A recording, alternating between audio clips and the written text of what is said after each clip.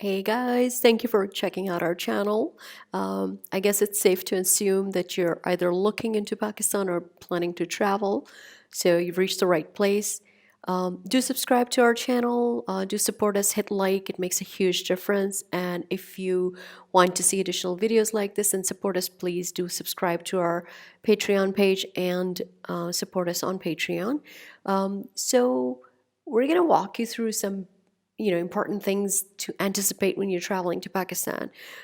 It's an amazing undiscovered gem, and right now would be the time to start traveling and exploring it before it gets too crowded, like the way most of the cities, international cities, are.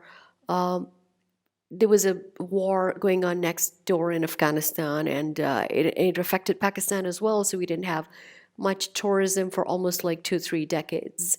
So now the market is opening up, and we have tourists coming in. The slight downside to that is that the tourist infrastructure is in the process of being built. First things first, to come to Pakistan, you do need a visa. And the visa, that's a whole topic onto itself, but you can apply for e-visas easily online and provide the documentation. Now, when you're headed here, the few airlines that come to Pakistan that the locals use a lot and that have very high frequency of flights are, first of all, Pakistan International Airlines, which is PIA. It flies out of a lot of European countries as well as a lot of North American cities. Then the other big ones that Pakistani and most people in Southeast Asia use a lot are Turkish Airlines. You make a pit stop in Istanbul, and then you head on into Karachi, Islamabad, or Lahore. And the other ones are Emirates Airlines. The connection is through Dubai. Etihad Airlines, the connection is through Abu Dhabi, and Qatar Airline, and the connection is through Doha. So those are the couple of airlines that'll let you into the country, and you arrive in one of the major cities. When you come here, I know people don't like carrying cash, but when you come here, you don't know where the ATM machines that'll allow you to deduct cash is. So you need to come with a couple of days worth of cash. So at least 50,000 to 70,000 Pakistani rupees. You you can check how much the current rate is against whatever currency you're changing into. But please arrive with at least 50 to 70,000 rupees in cash so that you have running cash for at least 5, 6 days or 1 week before you figure out where your bank's ATM allows you to withdraw money. You're coming to a country, you don't know your way around, you don't know much about it. Second time around, you can be more relaxed, but initially, please do that. I'll be making additional videos about accommodation, like where to stay, depending on your budget, how the cities are and where what is, as well as a separate video on transportation and how to get around the country, what is reliable, what is a little more adventurous and kooky. So please do watch those videos. I'll be posting them regularly. I'll posting videos regularly so that for tourists coming in, you sort of know how to navigate your way around. So Basic thing, when you land at the airport, there is no train, no public transport as such that connects the main city from the airport down to the city center. So if you land in Karachi, Islamabad, Lahore, these are the big three, you would not have like clear directions or clear public transport that'll take you anywhere. You come outside and you see private and public cabs. The public cabs are usually black in color or yellow in color. Those are ancient. They're driven by drivers with sort of no control. The other private companies that run it that are pretty good are usually white, and they would have like a label on it like Metro or something like that. And you can tell because they would have that official insignia on it.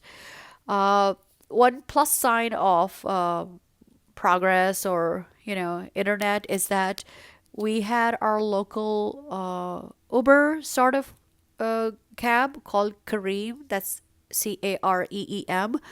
And it recently got bought out by Uber. So Uber is available over there, and you can book that too. But I would say don't use Uber right upon landing at the airport because get to know the country for a day or two, understand the people, and then you can sit in somebody's private car who's an Uber driver.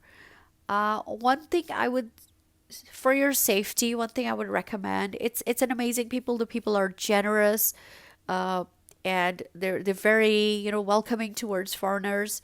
But like anywhere in the world with third world countries or wherever that you have crooks, if you're naive, people will smell that on you and take advantage of that, and you don't want that happening. If I take an Uber or a Kareem or something, just to be on the safe side, I always let my family know.